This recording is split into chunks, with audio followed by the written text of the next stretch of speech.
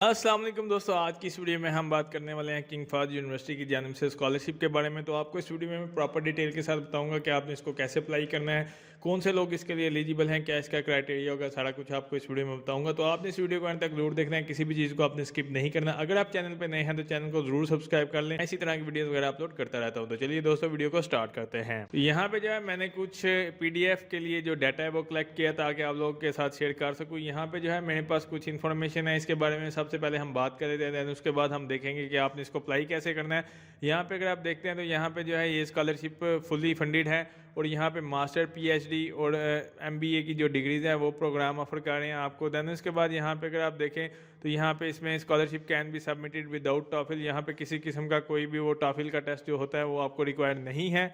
उसके बाद ये सारा प्रोसेस ऑनलाइन होगा, आपने इसको ऑनलाइन अप्लाई करना होगा। और इसी तरह यहाँ पे अगर आप देखें तो इस एप्लीकेशन के लिए कोई फीस आपने जो है वो सबमिट नहीं करवानी।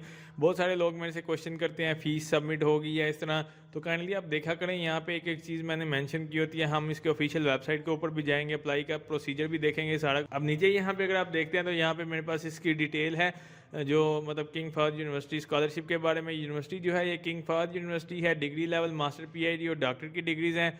इसी तरह जो स्कॉलरशिप है वो फुली फंडेड कवरेज है। उसके बाद जो एलिजिबिलिटी नेशनलिटी है वो मतलब नेशनल और इंटरनेशनल, यानी कि वहाँ के लोग भी अप्लाई कर सकते हैं, सऊदी अरेबिया के, और इंटरनेशनल जो मतलब इंडिया, पाकिस्तान और दूसरे कंट्रीज़ के लोग भी इसके लिए एलिजिबल हैं।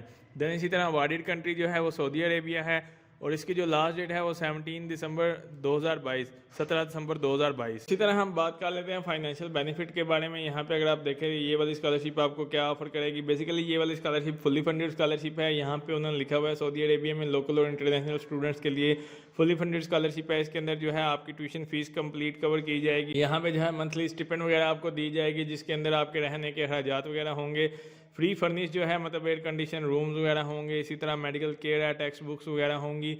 इसके बाद यहाँ पे एयरफेयर टिकट्स वगैरह होंगे, रिटर्न टिकट्स भी आपको मिलेंगे। तो ये सारी चीज़ें आप देख सकते हैं। इसी तरह यहाँ पे अगर आप देखें लिस्ट ऑफ जो एकेडमिक फील्ड्स हैं, यानी कि कौन सी लिस्ट के अंदर, यानी कौन से फील्ड के अंदर आप जो है वो वाला प्रोग्राम कर सकते हैं। बेसिकली यहाँ पे मैं एक चीज़ आपको बताता चलूँ, बहुत सारे लोग मेरे से क्वेश्चन करते हैं कि हमने फ़लाँ किया हुआ है या हमने फ़लाँ में अप्लाई करना है, जैसे कि जियो फिज़िक्स में करना है या फिज़िक्स में, केमिस्ट्री में। अगर वो वाली चीज़ें यहाँ पे लिस्ट के अंदर मौजूद नहीं है, यानी कि जो उनके एकेडमिक फील्ड्स के अंदर मौजूद नहीं है, तो काइंडली फिर आप वो मेरे से कमेंट ना किया करें। आप पहले एक दफ़ा देख लिया करो, वीडियो देख लिया करो, या वहाँ पे उनके ऑफिशियल वेबसाइट पे जाके देख लिया करो क्या वो चीज़ वहाँ पे मौजूद है। देन उसके बाद आप कमेंट करके पूछा करें अगर आपको कोई क्वेश्चन होता है, क्योंकि वो चीज़ें ऑलरेडी मैंने वीडियो में बताई हुई हैं, डिस्कस की होती हैं।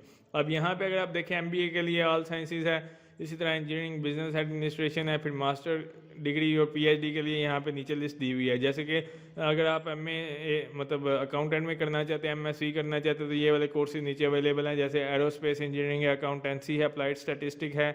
इसी तरह यहाँ पे अगर आप देखें केमिकल इंजीनियरिंग है, केमिस्ट्री, इसी तरह कंप्यूटर नेटवर्क, कंप्यूटर इंजीनियरिंग है। इसी तरह यहाँ पे जियोलॉजी, जियो फिजिक्स है, इंडस्ट्रियल एंड सिस्टम इंजीनियरिंग है।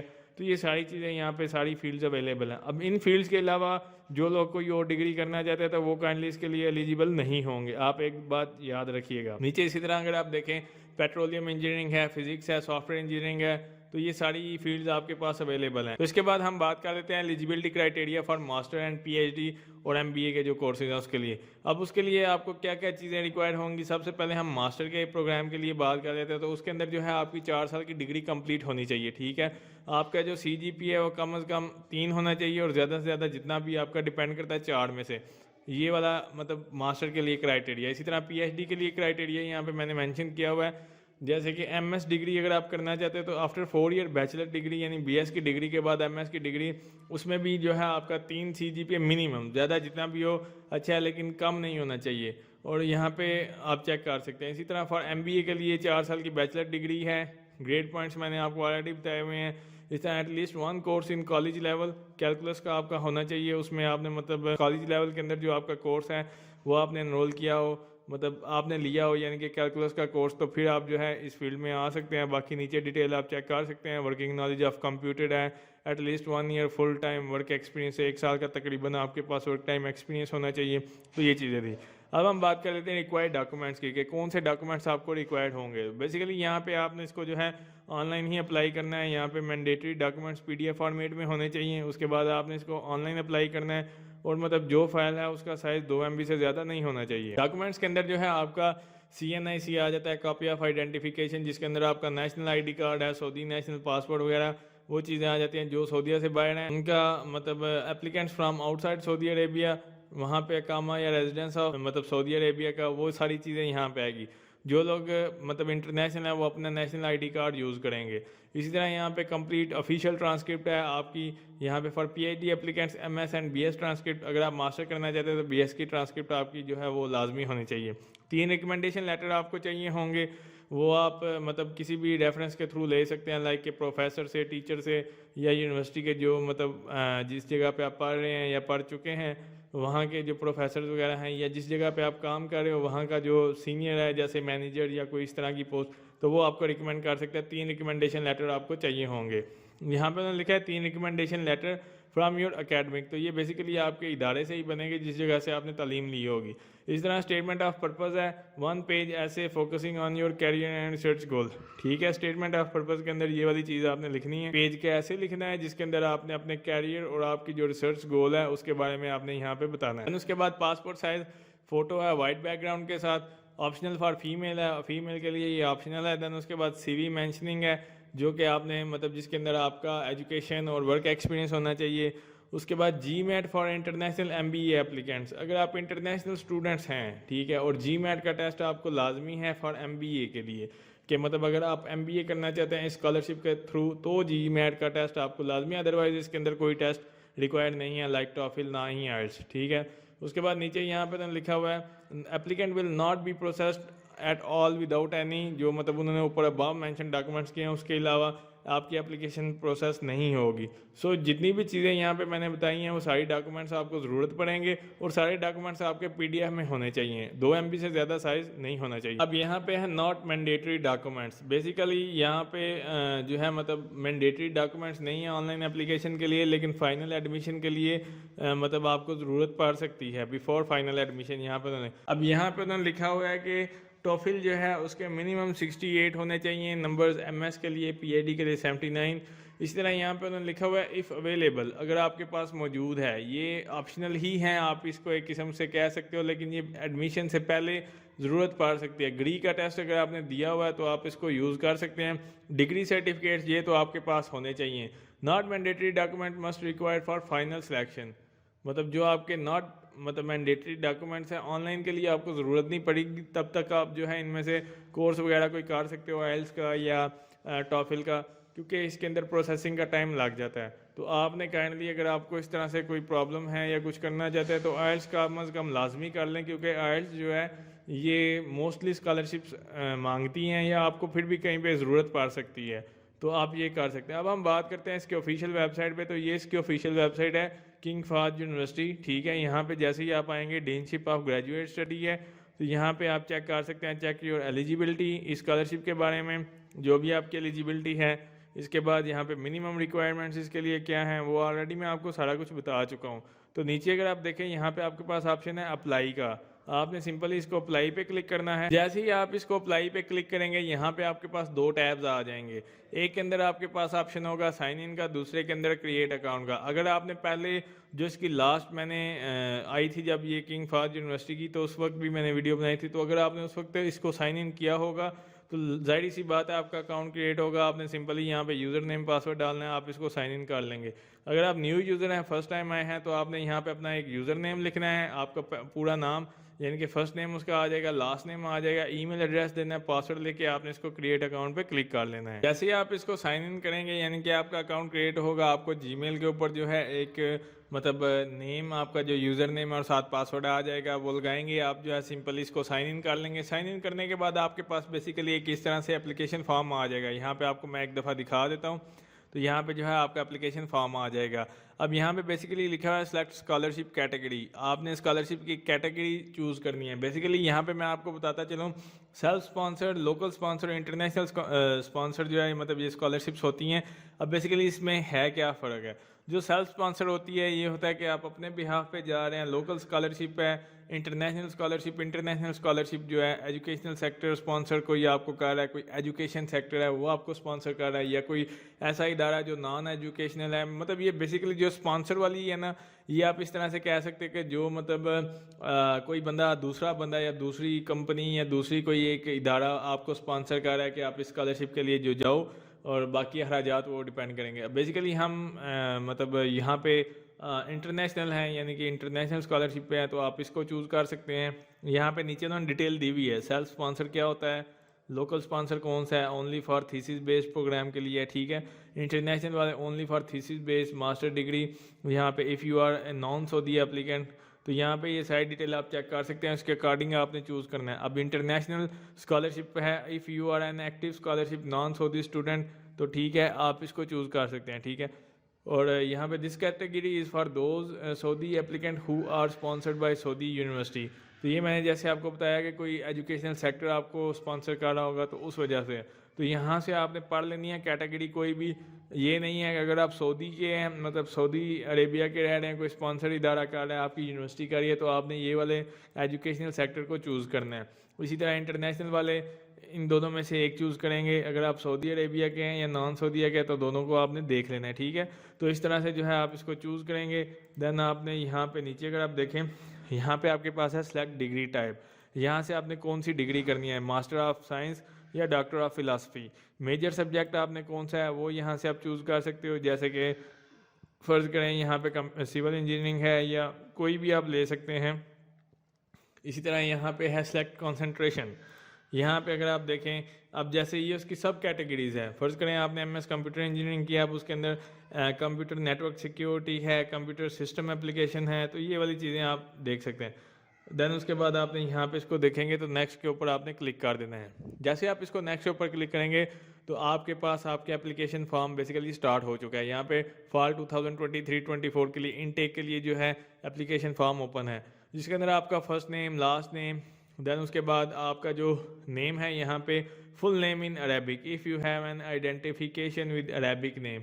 अगर आपका अरेबिक नेम में मतलब आइडेंटिफिकेशन आपकी है तो आप लिख सकते हैं, अदरवाइज मैंडेटरी क्वेश्चन नहीं है। जिसके ऊपर ये स्टैटिक पड़ा होगा उन क्वेश्चन का आंसर आपने लाजमी देना है। देन उसके बाद आपका जेंडर है, नेटिव लैंग्वेज है, ये बेसिकली सिंपल सी चीज़ें हैं। पर्सनल इन्फॉर्मेशन आपने फिल करनी है, आइडेंटिफिकेशन डिटेल है, जिसके अंदर आपका आईडी टाइप क्या होगा, आईडी कार्ड है, अकामा है, पासपोर्ट है, या मतलब यहाँ से अगर आप देखें सऊदी नेशनल हो, नहीं अकामा नहीं, आपके पास पासपोर्ट अगर है तो आप उसका number, date of issue, date of expiry, क्योंकि जाहिर सी बात है। देन उसके बाद अगर आप अदर करेंगे, यहाँ पे जो भी आप लिखेंगे पासपोर्ट और आईडी कार्ड से ही आप अप्लाई करेंगे, तो बेसिकली आपने पासपोर्ट लाजमी यहाँ पे मेंशन करना है। कॉन्टैक्ट इन्फॉर्मेशन आपकी आ जाएगी। देन उसके बाद जो है आपने इसको नेक्स्ट के ऊपर क्लिक कर देना है। नेक्स्ट के ऊपर आपके पास ऑप्शन है एजुकेशन हिस्ट्री का। बेसिकली यहाँ पे उन्होंने लिखा हुआ है प्रीवियस इंस्टीट्यूशन नेम। अब यहाँ पे उन्होंने लिखा है please enter information of your bachelor degree if you want enter more than 1 degree, ठीक है। अब बेसिकली यहाँ पे उन्होंने लिखा हुआ है कि आपने अपनी जो बैचलर की डिग्री है उसकी इन्फॉर्मेशन देनी है। तो बैचलर आपने, क्योंकि आपने एमएससी के लिए अप्लाई कर रहे हो, तो आपने बताना है कि प्रीवियस इंस्टीट्यूशन का नेम क्या था, उसका नेम लिखोगे, सिटी से किया था, देन कंट्री कौन सा था, if institution name not founded. अगर यहाँ पे अगर आप देखते हैं, फ़र्ज़ करें आप कोई लिखते हैं यूनिवर्सिटी, तो वो यहाँ पे फाउंड नहीं होती है, मतलब इस लिस्ट के अंदर नहीं आती। देन उसके बाद आपकी जो यूनिवर्सिटी का नेम यहाँ पे नहीं आ रहा, तो आप यहाँ पे उसको टाइप कर सकते हैं, institution name comma city and country, ठीक है। आप इस तरह से उसको यहाँ पे लिखेंगे। देन उसके बाद जीपीए का स्केल क्या था, 3, 4, 5 जितना भी स्केल था, ऑब्टेन कितना किया था वो लिखोगे। देन उसके बाद प्रीवियस मेजर आपका कौन सा सब्जेक्ट था, मतलब किस में आपने कौन सी फील्ड में किया था। देन उसके बाद आपने बताना है कि previous major if not found, अगर यहाँ पे इस लिस्ट के अंदर आपके जो सब्जेक्ट्स नहीं फाउंड होते, यानी कि जो भी चीज़ें यहाँ पे जो आपने डिग्री की हुई है, कोई ऐसी डिग्री होती है जो यहाँ पे मेंशन नहीं है, तो आप उसका नेम लिखोगे, ठीक है। डिग्री का टाइप क्या था, बैचलर थी, रेगुलर टाइम, पार्ट टाइम, या ओपन यूनिवर्सिटी से की थी या कैसे की थी, तो वो यहाँ पे आपने लिखना है। देन उसके बाद डिग्री की ड्यूरेशन क्या थी, ईयर कब आपने कंप्लीट की थी। देन उसके बाद अगर आप इसको मज़ीद इंफॉर्मेशन लिखना चाहते हो तो यहाँ पे लिखा है ऐड अनदर रिस्पॉन्सेज, ठीक है। देन उसके बाद यहाँ पे अगर आप देखें तो यहाँ पे आपके पास ऑप्शन है कोर्सेज टेकन। ये बेसिकली यहाँ पे आप चेक कर सकते हैं to add more than 1 courses. तो यहाँ पे कोर्सेज कौन कौन से आपने लिए थे, उसके अंदर कोर्स कोड क्या था, कोर्स का नेम क्या था, ऑब्टेन आपके क्या थे। अगर आप इन चीज़ों के क्वेश्चन का आंसर नहीं देना चाहते तो आप इसको रिमूव एंट्री करेंगे, ये चीज़ें यहाँ से ख़त्म भी हो जाएंगी।